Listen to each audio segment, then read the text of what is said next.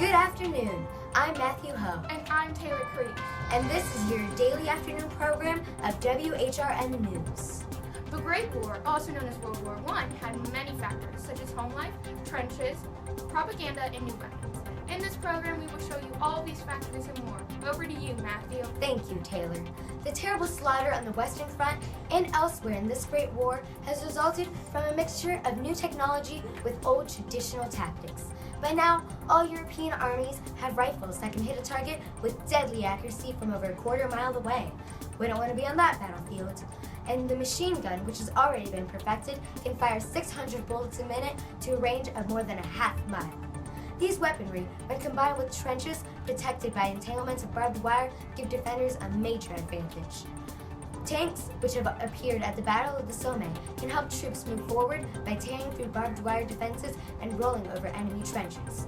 By now, Germany has already began using poisonous gas, which is killing millions already and is one of the most dangerous weapons in this war. The airplane is also a new weapon in this war.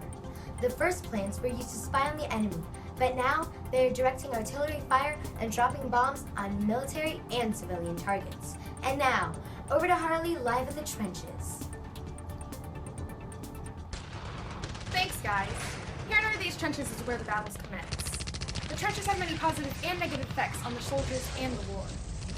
The trenches are keeping the soldiers safe from artillery fire and the weather. If the soldiers were out in the open, they've had much more of a chance of getting shot or being exposed to the elements. Even though these trenches do have many positive effects, there are negative ones. These trenches can be smelly, muddy, and riddled with disease. Here we have a soldier that is fighting this war. What is your opinion on the war? I'm drowning in mud or I'm about to die! Now back to you, Taylor. Thank you, Harley. And now to you, Taylor. Propaganda is a very untrustworthy source. Propaganda is a sure way that the people only know what their government wants them to know. Most propaganda is designed to stir up emotions. Headlines such as the following: Belgium, child's hands cut off by Germans, Germans crucify Canadian officer, French doctors infect German wells with plague germs, German prisoners blinded by Allied captors. Most headlines, such as the ones above, are somewhat true. But remember, your government tolerates untrue headlines, even encourages them. Now, to our commercial break. It's your country's call. Isn't this worth fighting for? Enlist now. Rally around the flag. We must have more men. Lend your 5 shillings to your country and crush the Germans. Now back from your commercial break.